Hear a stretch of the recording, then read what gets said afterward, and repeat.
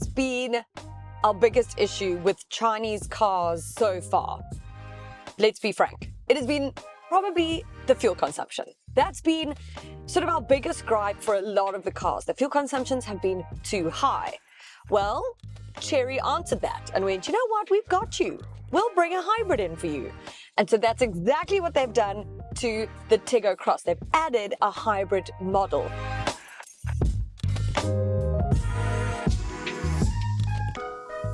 Now, this compact family car is in a very, very highly competitive segment. It is below the 500,000 Rand mark, which is probably what I get asked about the most, that band between sort of 350 up to 500. So this sits in that perfect but competitive segment.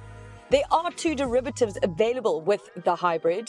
So you've got the Comfort and the Elite, which is the same as the standard 1.5 litre Tiggo Crosses, but this is the top of the range one, the Elite HEV, which is actually the range topper within this model lineup, and it comes in at 470,000 Rand, which is pretty unbeatable. In fact, it is. It makes it the cheapest compact SUV hybrid on the market.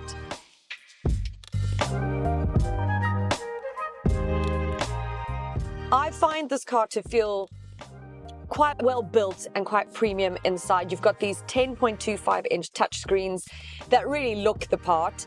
It's got wireless Apple CarPlay and Android Auto, which I'm happy to report. My Android Auto is seamlessly connected and it hasn't dropped yet.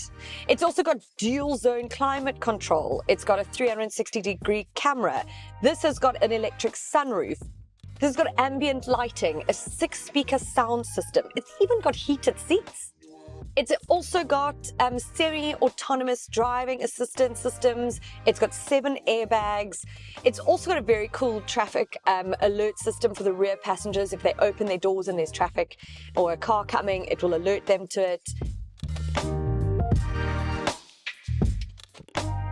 It also feels very spacious in here, and especially the headroom in the rear. The rear legroom, however, isn't amazing. I sat behind myself and didn't have as much legroom as I would like. But I often say this to people, you've got to know what your needs are with this car. If you're going to have your kids in the back, I don't think it's going to be such a problem. But if you're going to have 4 6-foot tall adults in the back, it might be a bit of an issue. So you've got to consider those things. It's also got a boot of 380 litres.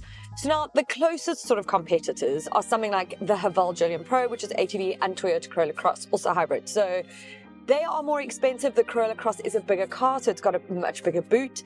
But the Haval Juliet Pro, although more expensive, has a much smaller boot. I don't even think it is 300 litres. So this has got a pretty standard, pretty good sized or decent sized boot.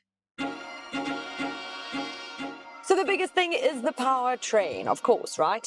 So it's got a 1.5 litre naturally aspirated 4-cylinder petrol engine that is mated to electric motor. That engine gets 71 kilowatts of power and 118 newton meters of torque. But now add that electric motor and you get a total output of 150 kilowatts of power and 310 newton meters of torque. That's massive. I mean, there's not many other cars in this segment that are shouting out numbers like that. But on paper, those are very impressive. In reality, not as much. This is not a punchy car, but the electrification makes sure that it's actually a very smooth drive. And for that, I'm very, very grateful. And what I do appreciate is you don't often know whether you're in sort of electric mode or ICE mode. And so when it swaps between them, it's not so bad, except for when you kind of push it. And here's the other thing. It's got a dedicated hybrid transmission, but it really feels and sounds like a CVT. And so what that means is when you put your foot down, that drone comes into the cabin and can be really frustrating. It's quite intrusive, quite loud, actually. And so you've got to approach this car with a very gentle, very chilled manner, which is exactly the opposite of me. So it is something to think about when you're thinking of purchasing a car like this. How are you going to drive it? Because obviously the way you drive it is also going to affect the fuel consumption, which is the highlight of this car, actually. So it's claimed at 5.4 litres per 100 Ks. I have not gone over 5 liters per 100 k's once. I'm sitting at 4.7. That's extraordinary.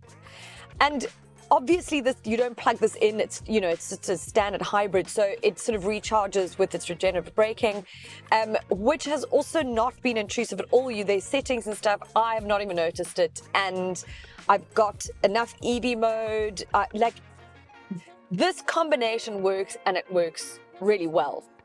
And so I'm really chuffed that the fuel consumption is as low as it is, because that is the whole point, that you're going to be spending that extra amount on this car. There is another issue that I have, and that is with the steering. It's very vague. It's kind of unnerving. There is a setting in here. I put it into sport mode, the steering specifically into sport mode, and that has seemed to help a little bit. And what I am pleased about is it doesn't default back to anything. It stays within the setting that I put it into, which is great. But we must remember that this car is under 500,000 Rand, so it's not going to be perfect. It's going to have the odd quirk, maybe the odd thing that isn't quite right, and a few things that might annoy or frustrate you. That's going to be determined by you, no one else really. But when you look at its closest competitors, they're quite a bit more expensive. And so you have to bear that in mind. I don't know if you're going to find as high a spec car within the hybrid, family, etc. Well, you're not going to find it for this price. So if you're interested in a hybrid, then this is sort of the one that's going to have to be on your list. If it makes you happy, it can't be that bad. If it makes you happy, then why the hell are you so sad?